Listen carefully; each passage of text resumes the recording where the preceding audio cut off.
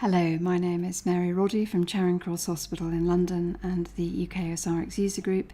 Today I'm going to talk about the customization and use of anonymisation protocols within OsiriX to remove patient identifiers from your teaching cases. So I've opened OsiriX. At the time of recording I'm using version 8.0.1, the 64-bit version, and you'll see that there is a chest radiograph and a CT on a patient who I've called Robert Jones that's been imported into the documents database.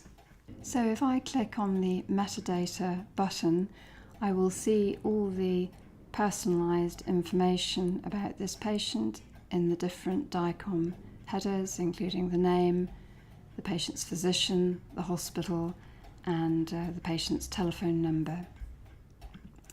In order to make this into a good teaching case, I want to get rid of all this patient identification and also to label the case. Now, there is an anonymisation protocol within OsiriX that allows you to either take out certain DICOM headers, or if you want to put your own text into a DICOM header, and that might be the case number or other information about the case.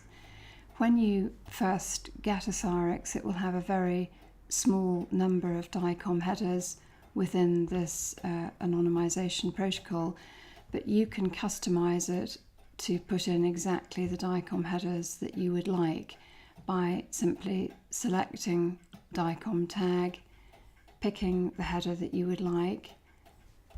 For example, in this one, private information, pressing OK, then that DICOM header appears here and you can simply add it in.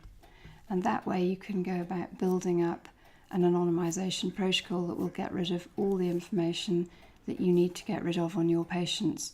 If for any reason you decide you don't want to have that DICOM header in there, you can just press the minus button and it will disappear again. So I can show you some of the protocols that we've set up at Imperial. The most useful one to show you is the personal museum, and what you'll see here is all the headers that in our institution we reset to get rid of patient information, but also certain DICOM headers where we add information about the case. And so that means that the case is not only anonymised but labelled ready for the museum. If you want all the examinations in a teaching case to appear in one line of your OsiriX database, it's important that the case number that you allocate to the case in the patient name field is also reproduced in patient ID and in study instance UID. We also use set DICOM headers for particular labelling of the case. So we use accession number for the age and sex of the patient. We use institution name for the Royal College of Radiologists module number.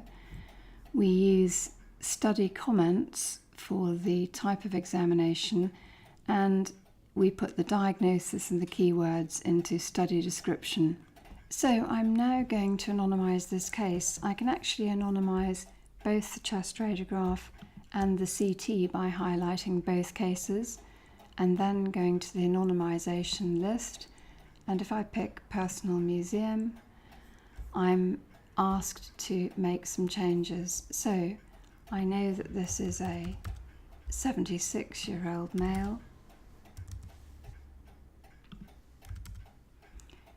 This is RCR Module 1. I'm going to label this case as I label my own museum cases, which is the first three letters of my first name and the first three letters of my surname.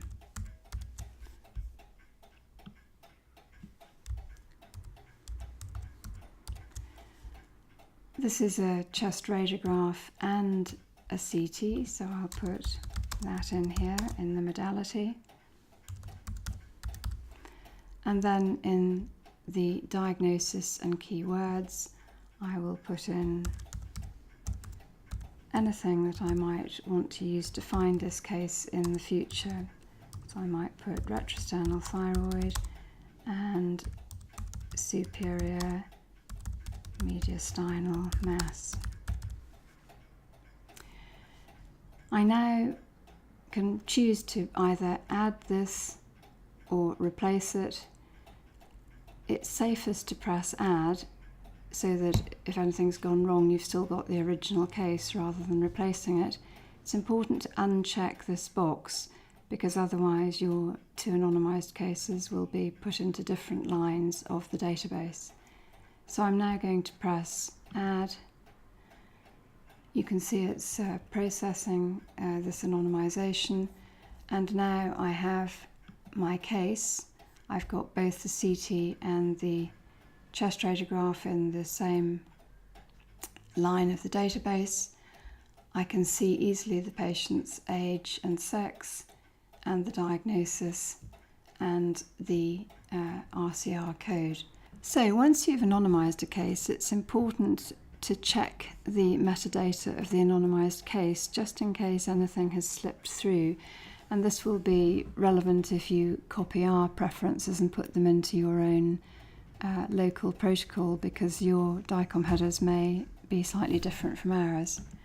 So if we look at the metadata for this particular case, you can see the places where I've added in my new information to label the case, but you'll see that on this particular case there's a field which contains patient identifying information, in other words the patient's email address, and that's in patient telecom information.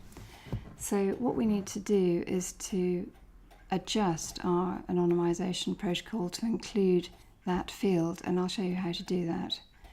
If you go back to the anonymisation protocol, and here it is with the findings that I still just put in, I need to add in that new field.